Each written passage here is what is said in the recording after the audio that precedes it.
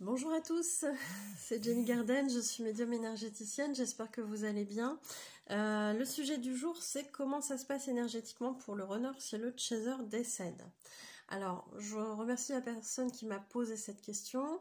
Merci à vous tous d'ailleurs qui en posez régulièrement, soit pendant les consultations, soit sur les réseaux ou directement en message.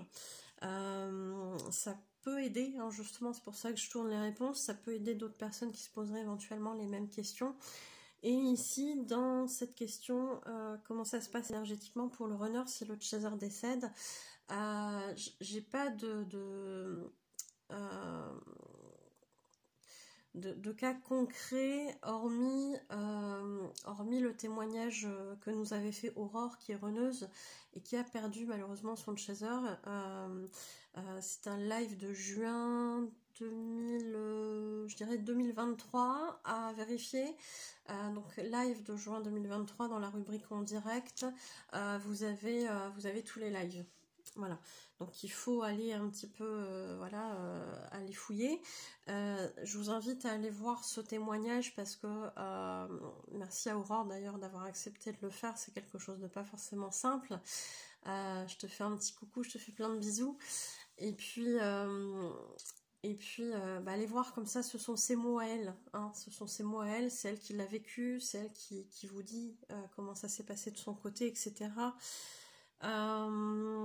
Et c'est vrai que c'est pas simple parce que je n'ai pas la prétention de parler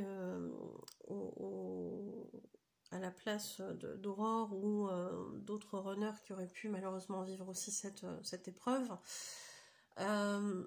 Mais a priori, c'est une présence, la présence du chaser, c'est quelque chose qui reste malgré le décès. C'est des épreuves aussi qui ont été là, qu'au départ on comprend pas forcément si on n'est pas éveillé sur le parcours.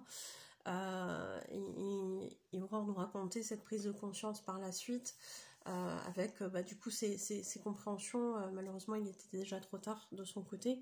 Peut-être effectivement que ça devait se passer comme ça dans cette incarnation, je sais pas ce qui a été prévu là pour eux.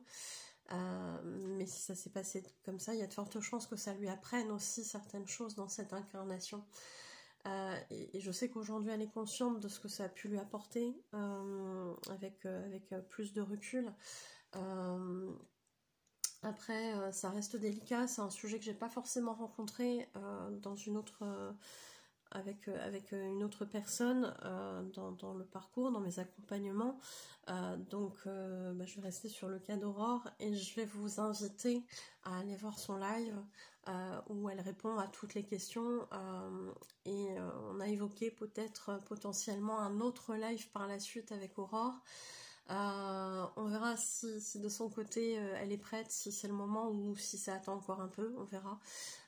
Mais dans tous les cas, si de votre côté vous avez envie effectivement d'avoir après ce premier live, de l'entendre de nouveau et de lui poser d'autres questions, pourquoi pas en tout cas le mettre dans les commentaires et après on verra avec Aurore si de son côté elle se sent prête à le faire. En tout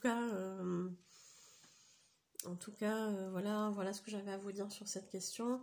Je pense que le mieux c'est vraiment d'avoir ces paroles de runneuse qui vont peut-être vous amener aussi des réponses par rapport à son point de vue, par rapport à son histoire, et voilà, je pense que je ferai pas mieux qu'elle. J'espère que de votre côté ça répondra à vos questions, et puis n'hésitez pas à le faire savoir dans les commentaires. Je vous souhaite une belle journée, une belle soirée, j'espère que ça vous aura aidé, et je vous souhaite, je vous dis à bientôt. Voilà, je vous dis à bientôt, prenez soin de vous.